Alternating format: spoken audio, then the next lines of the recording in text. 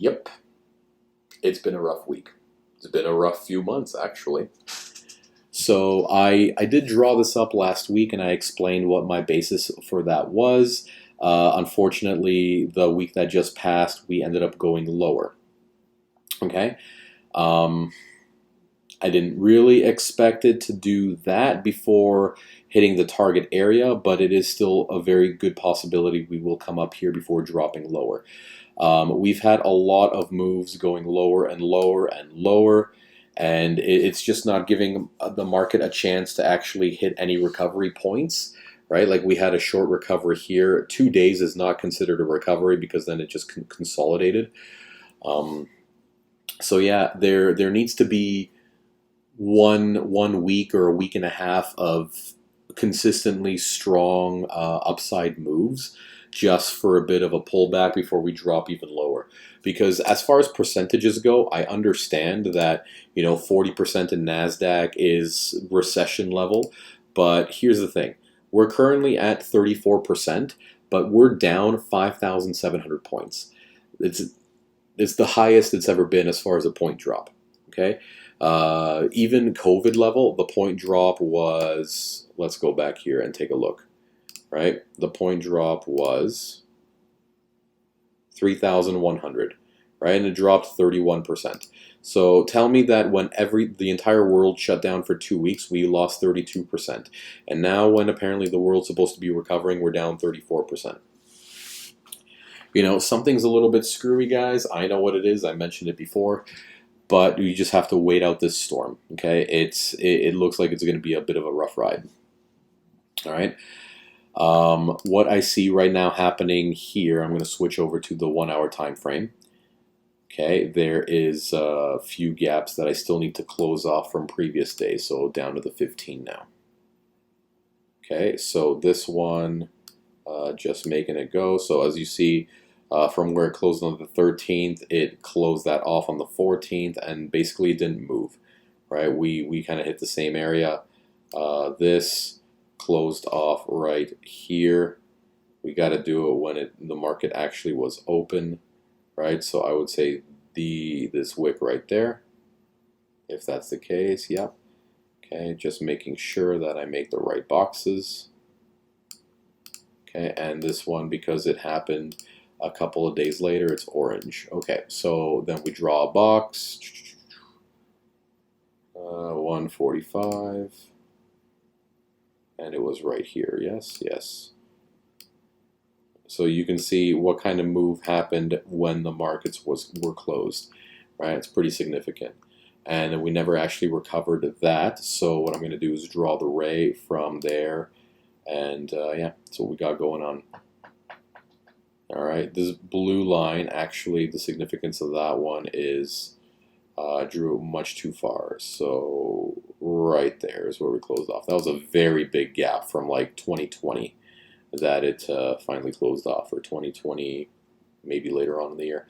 Okay, and now finally we draw one more, which would be right here, 1345 to 715, and that was our market between Thursday and Friday.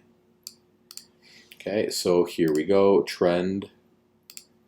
You can see that it would have just snuck in there, but to make it perfect, yeah, you know what, that's exactly where I'll draw it off.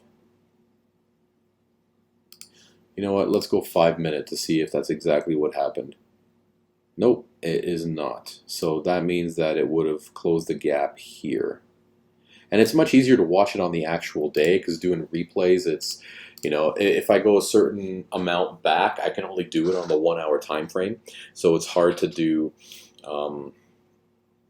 back testing for several years. But as it is right now, like, I could do it up to the minute, so I'll know exactly when it hits off that area, right? But anyway, the gap got closed off, and now we are, like, even if it's a little skew, that's fine. We know it's in that area. And now it's aftermarket, right? We're going to be opened back up on Monday. So we draw that out to there. Okay, and just potential room for it to grow. But as you see right now, we hit the lows almost that we did on the 16th on Friday, but it was just kind of wicks, and then it started going up for the rest of the day. Not huge moves up, mind you, and it kind of consolidated and dropped near the end, but it's still a better sign than it just tanking. Okay, so this is where we're at. That's the move I expect. So I'll give you kind of a quick analogy now. I did more back testing, and with these added moves from March until now, I'm at over 700 opens and closes. Okay, so what I was saying before about the gaps being closed about 88 to 90, 88% of the time within a week, that's now 87%. So the number is still very valid, right? It's still in that range. So, just for the sake of argument, let's throw between 85 and 89% that we have the gaps closing the week of, right? So all these red lines that we have, and look, you see this giant ass gap that was formed right there. Look at this. Look how far ago that was. October 30th, 2020. That got closed, right? So what I'm going to do now is take this guy, click there, done. Make sure that one is blue. This one's a little askew because it keeps doing stupid stuff. I changed this one like 3 times already, and every time I switch time frames, it screws it up again. But either way, right? So now we delete this red one and we extend this blue, and we'll switch it back over to the 15-minute because that's when it happened. All right, pretty close. Gap closed, right? See, look at, what did I just say? What did I just say, you piece of dog shit? Getting upset at this thing, sorry. But yeah, so this one, I can tell you right now, it's going to turn blue. It's already been 5 days. They will close. It's going to take a while, but yeah. So now as far as going down, so guys, in order to close the next gap, NASDAQ has to drop 1,000 points from where it's at right now. Okay, where would that take it? Let's take a look on the daily, where that next red line is. We are talking about July of 2020. Okay, and then if that closes, then another 1,000 point drop to that gap to close. So where we're at right now, folks, this is what it looks like. Okay, I like, even here, like I showed you all the back testing from before 2017, there was only 7 that haven't closed, right down here.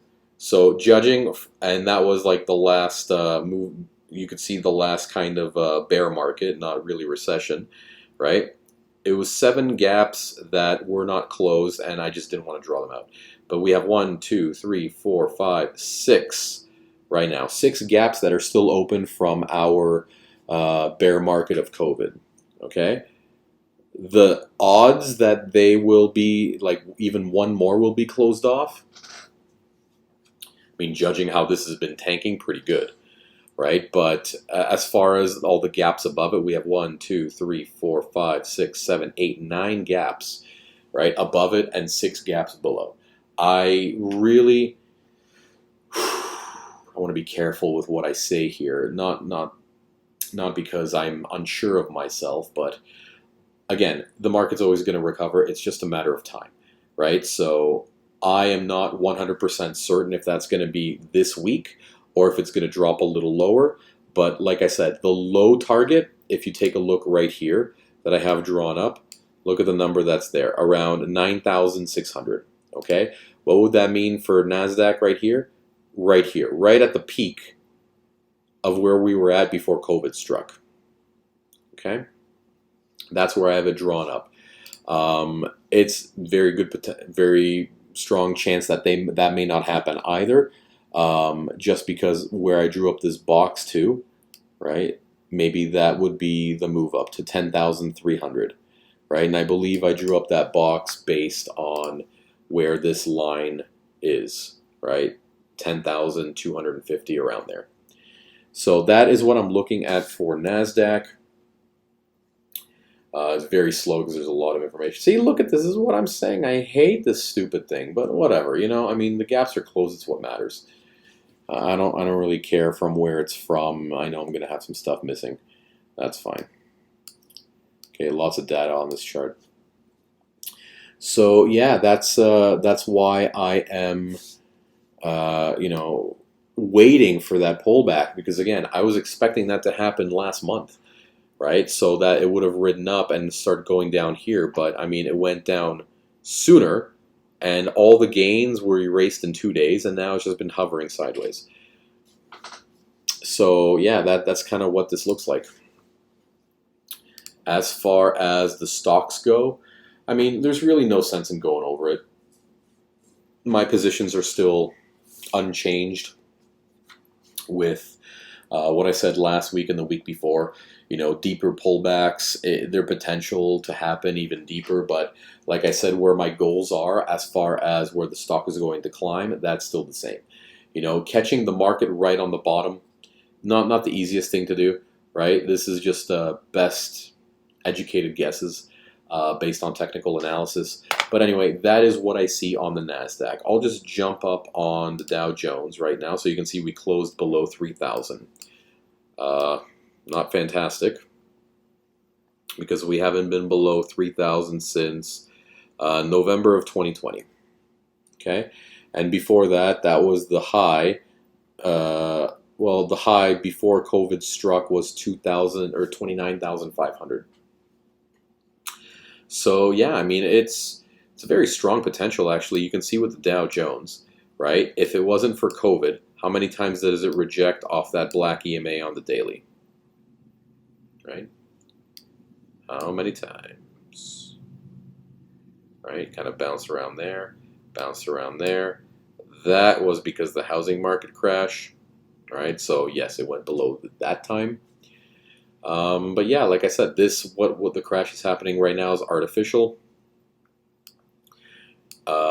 which means that, well, I mean, I guess all of the problems are man-made, right? The housing crash is the same sort of thing. Predatory lending got out of hand. And this one, it's too much money was given away by the government and causing an incredible amount of debt.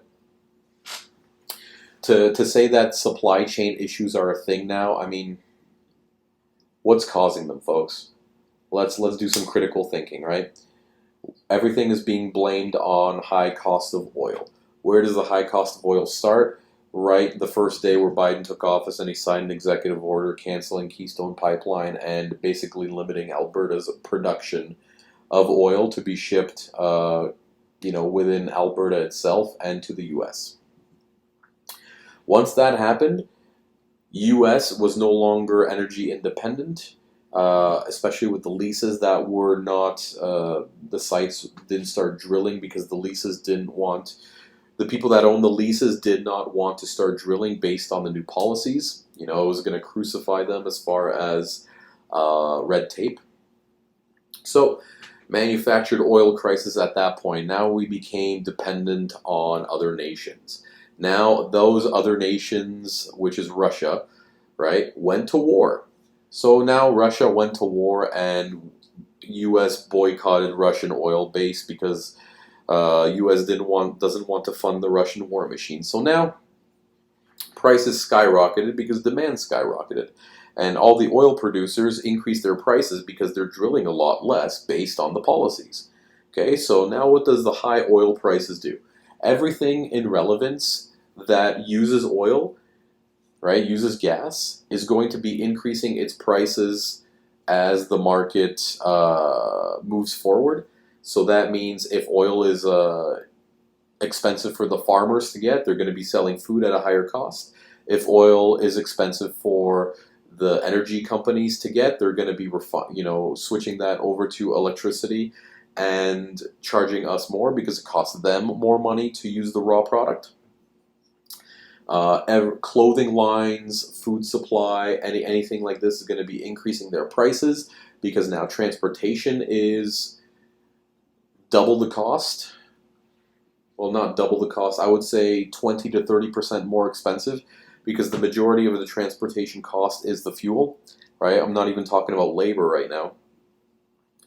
So oil really affects everything, and as the prices of oil go up, the prices of everything goes up, right? Now that you see oil doubled in price, this hasn't hit your food supply yet.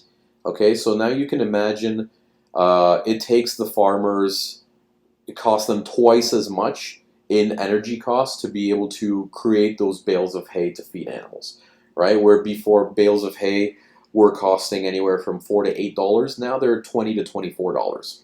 Okay, so that's an increase of about 200%. Grain harvesting, all the energy that it takes to be able to do all that. Yeah, it's an exponential hit all across the board, right? And now imagine all the meat, right? All chickens that are grain fed, cattle that's grass fed, and any other types of animals that use those two particular sources of feed, right? Those animals haven't been taken to the slaughterhouse yet to be able to be harvested for the meat, right? And once that cost hits, right, where your chicken is now costing, like what does it take? 6 to 8 weeks for the chicken to mature. I know it's pumped full of hormones and whatever. Let's say naturally raised chicken, 8 to 10 weeks, right?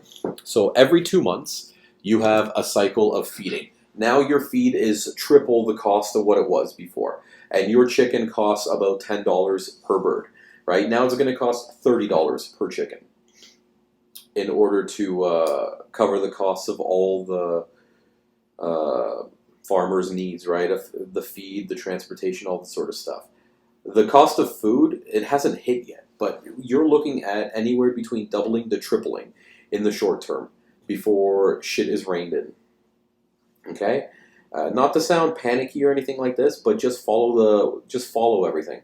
Follow what affects what down the line, and then you'll be able to kind of forecast for yourself what to look out for, what stocks to purchase at that point, and how to manage for your life. Like, I'm doing a lot of talking and not a whole lot of moving on the mouse, but I think it's important information that you guys kind of prepare for, right? I don't want to sound like a doomsday prep or anything like that, but now the food, it's not going to be getting any cheaper, and our wages aren't going to be going any higher, right? So maybe this is a good time to inform some family and friends that, hey, you know what, maybe stock up on those bottles of water that you wanted, or the canned goods that your pantry is kind of running low on, etc.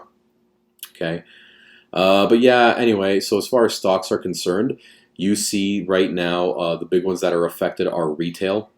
Okay, all of retail is down. Tech actually rose on Friday, which isn't bad. Except IBM. IBM's being weird. Like, while everything's going down, IBM's actually doing pretty well. So, one of the more resilient stocks. Home Depot, right? Here's another one. The cost of wood has been insane, right? Like a 2x4 used to cost $3, now it's $12. The costs went up 400%. And when people bitch about not being able to afford houses, do you think this is going to make it any cheaper? Right? Supply chain issues all the way down the line. Millennials complain about not being able to afford housing. Gen Z is complaining about not being able to afford housing. Well, guess what? The house that you couldn't afford at $400,000 is now going to be $800,000. And the simple reason is because it just costs more for the materials to build. And the people that already own the houses, they're not going to sell it for cheap. Right? They're going to make a profit on it, because guess what? Once they sell that house and they want to move into another house, how are they going to be able to do that when all the prices have increased? Right? It's not hedging your bets against inflation when you buy property, but you need to understand the only way that it becomes an asset for you is just like Robert Kiyosaki says in Rich Dad Poor Dad. It's only an asset when it starts paying for itself. It's not an asset when you're paying for it. Okay? So again, folks, consider all the following stuff, right? It's a bit of a forewarning. It's less stock talk and more of preparation talk and kind of what to look forward to, but it's still important to know. Anyway, if you like this, then subscribe and hit me up for Hit me up in the comments for anything that you'd like me to cover, any specific stocks. All right, take care, guys. See you next time.